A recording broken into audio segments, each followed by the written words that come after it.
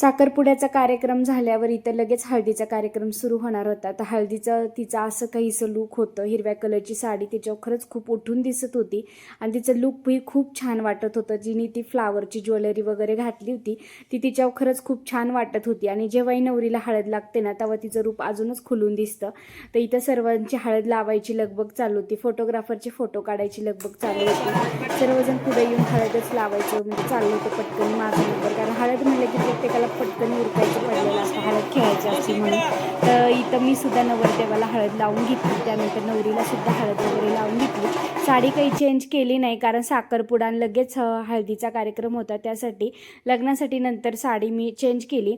आणि दोघांचंही लग्नाचं हे असं काहीसं लूक होतं आणि खरंच खूप सुंदर दिसत होती. चॉकलेटी कलरचा शालू वगैरे घातला होता आणि त्यालाच मॅचिंग नवरदेवानी कपडे वगैरे घातले होते आणि दोघंही खूप सुंदर दिसत होते. तुम्हाला ह्या दोघांची जोडी कशी वाटली मला कमेंटमध्ये नक्कीच सांगा.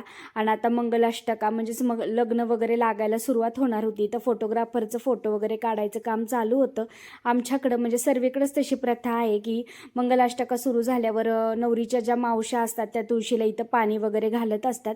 तर मंगलाष्टका चालू होत्या तर आम्ही इथं सर्व बहिणी मिळून तुळशीला पाणी वगैरे घालत होतो. आणि अशा पद्धतीने ना गावाकडची लग्न वगैरे साजरी होतात. आणि लग्नाचा हा जो मुवमेंट असतो ना नवरदेव नवरीसाठी तर स्पेशल असतो तितकंच घरच्यांसाठी खूप स्पेशल असतो.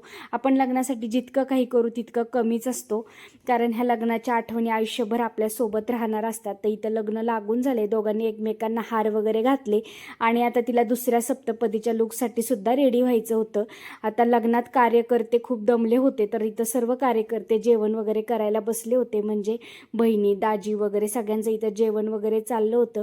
तर आजचा व्हिडिओ कसा वाटला कमेंट